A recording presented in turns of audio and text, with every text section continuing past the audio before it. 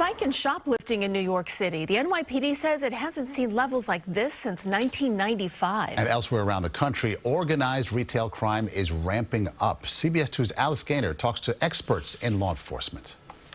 Police say this is a known shoplifter assaulting an NYPD officer at a Midtown Duane Reade.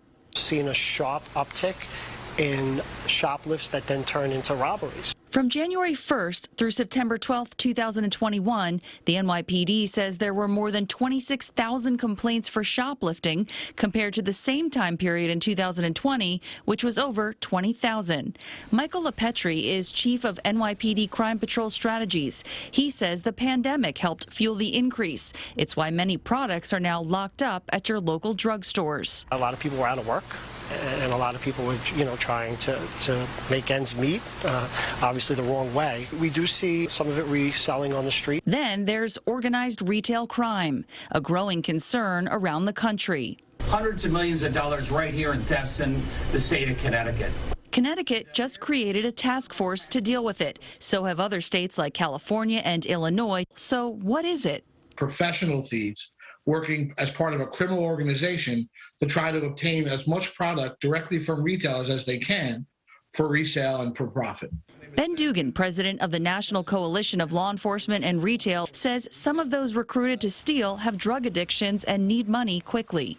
We'll pay these people a flat rate, $500, let's say, to go into a Nordstrom's and steal as much product as you can, bring it all back to the criminal organization. He says it's up nearly 30% since the pandemic began, but notes it started increasing in 2017 with the expansion of online retail marketplaces. How does that in turn affect the customer?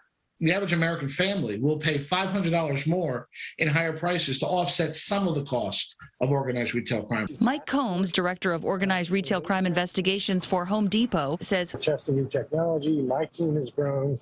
The organized retail crime investigators. We've added more staff in certain stores to deal with this. Officer Chuck McPhillamy with the Marietta, Georgia Police Department says if you're shopping online and a deal seems too good to be true, it probably is. Why is it brand new in the box and they're selling it for less than I can go get it at the retail store today? You're supporting that behavior, and it put employees at risk potentially, and it definitely drives up all of our costs. As for repeat offenders, whether it's an individual shoplifting or working as a booster for an organization, we have over 1,700 individuals over the past year that have been arrested for 3 or more shoplifting arrests. When you look at those individuals, a very small percentage are actually incarcerated right now today. As law enforcement works to take down these groups, they say you can do your part by calling 911 and taking pictures or video if you see something. Alice Gaynor, CBS 2 News. Legislation has been introduced that would require online marketplaces to collect, verify, and disclose certain information regarding high-volume third-party sellers. eBay says it has programs and policies in place to monitor for stolen items, and Amazon says that it vets the majority of sellers. Real eye-opener there tonight.